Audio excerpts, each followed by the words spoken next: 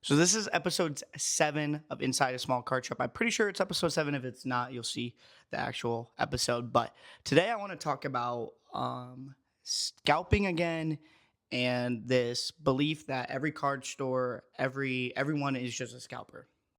So the reason I want to make this episode of Inside a Small Card Shop episode, whatever, is because I've seen a lot of TikToks of creators or the smaller creators being like, "Hey, I can't find any product," and then they made another video being like, "I'm not going to a TikTok streamer. I'm not going to LGS stores because they charge the exact same as scalpers or like a TCG or anything like that."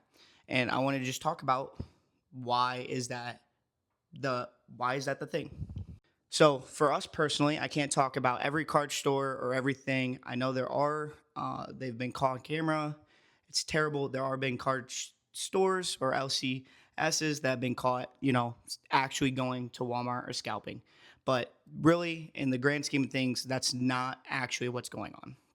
So local card shops like us are just paying higher prices, right? If I want to get Destiny Rivals right now for a booster box, it's $280, and I'll have a screenshot just kind of trying to prove my points here. But yeah, for us to get a Destiny Rivals booster box is $280.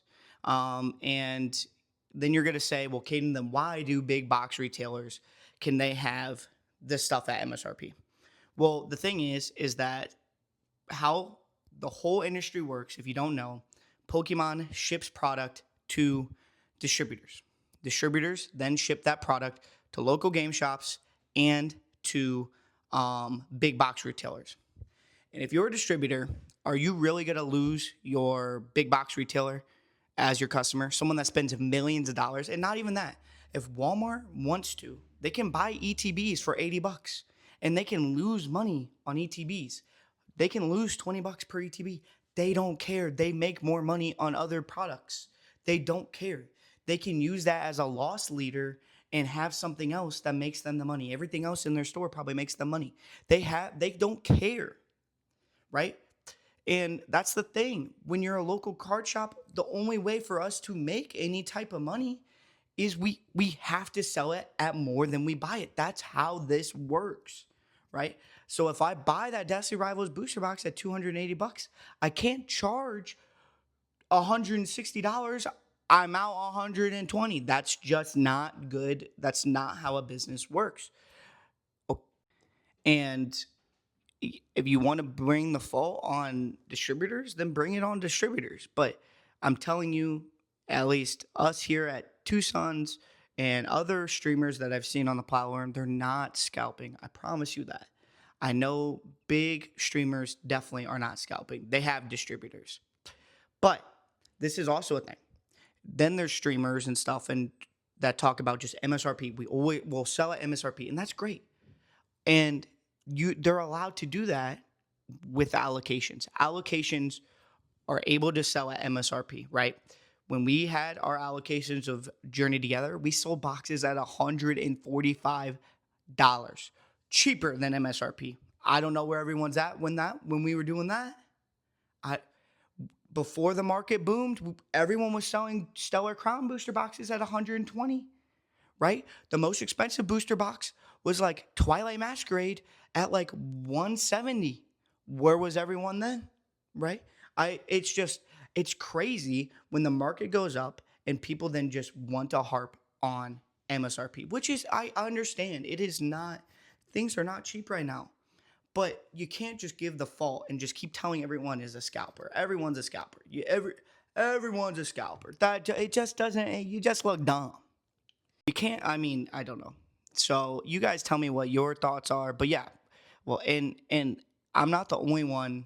We're not the only channel that has talked about this. We try to be super open to you guys about how things are.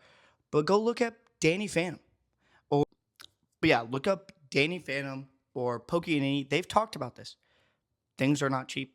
Japan with the tariffs and everything, things are getting more expensive.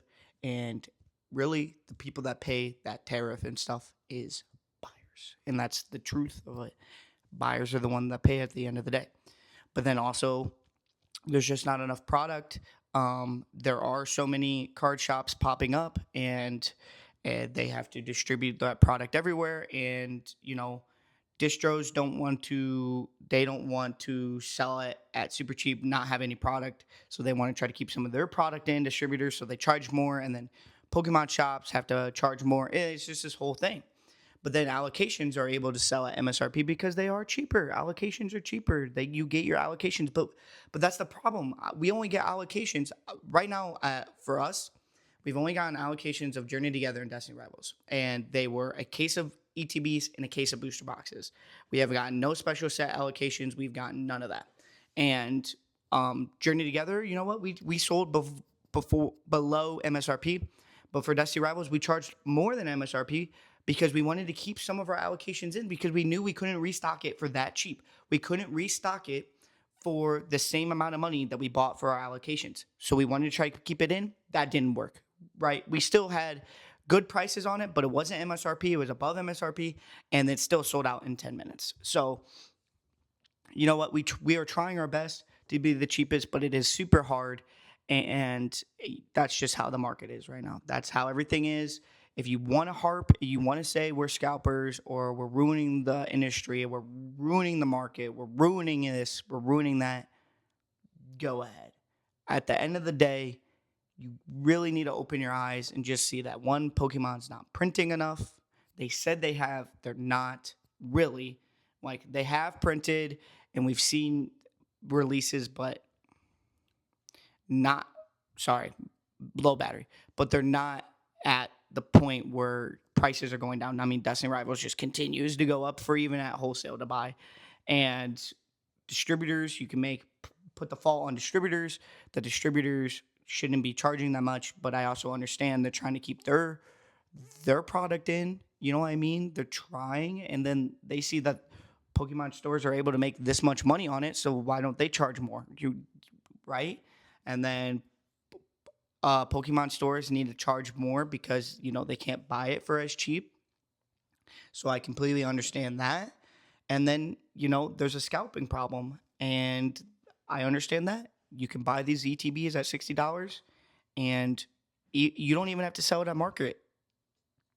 No, you can buy a Black Bolt White Flare ETB for $60. If you sell it for $80, that's still a good deal in today's market, but they're making $20 each every ETB they can get. So that's just the state of it. That's just the state of it. And if you want to say like, oh, well, then buyers shouldn't be having it at that price, then say that. You don't have to buy anything.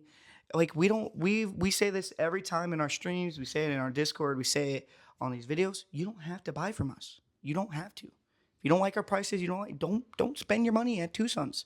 Don't spend your money at these other places. But if you want to get product, we have it. We try to have the cheapest, and that's how it is. So you guys let me know what your thoughts on this episode is, and if you guys have any critiques or anything you want me to talk about in the next Inside a Small Card Shop.